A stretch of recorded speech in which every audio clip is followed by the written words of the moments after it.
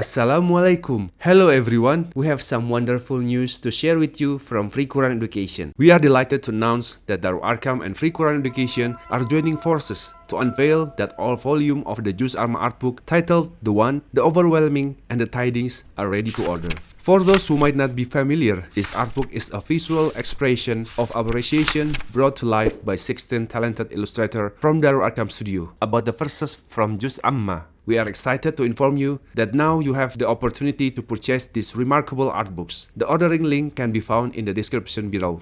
Thank you.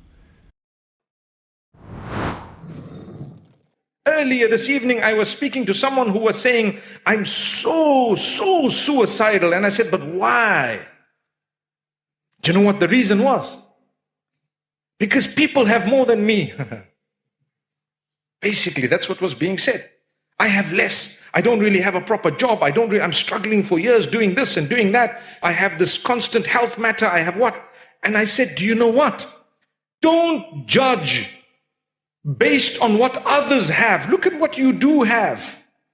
You know, there is a verse of the Quran where Allah says, وَإِن تَعُدُّوا نِعْمَةَ اللَّهِ لَا تُحْصُوهَا. Today, I want to say something about this verse that you may not have heard before.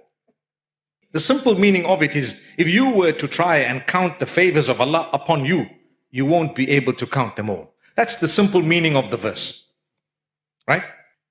But if you were to count, now I'm raising the other side of it. If you were to count what Allah did not give you, you can count those. Because it's just limited. Allahu Akbar. Did you think of that? If Allah's telling you, when I favored you, you won't even realize the favor. How many of you consider the breathing from your nose as a favor of Allah until it's taken away? We didn't even count that. How many of you consider the ability to see without having a switch on the side to tune your eyes to look in focus as a gift of Allah? And one of the biggest gifts, the hearing, the sight, the breathing, the mouth, the ability to eat, the tongue, the hair, by the way. May Allah subhanahu wa ta'ala grant us goodness.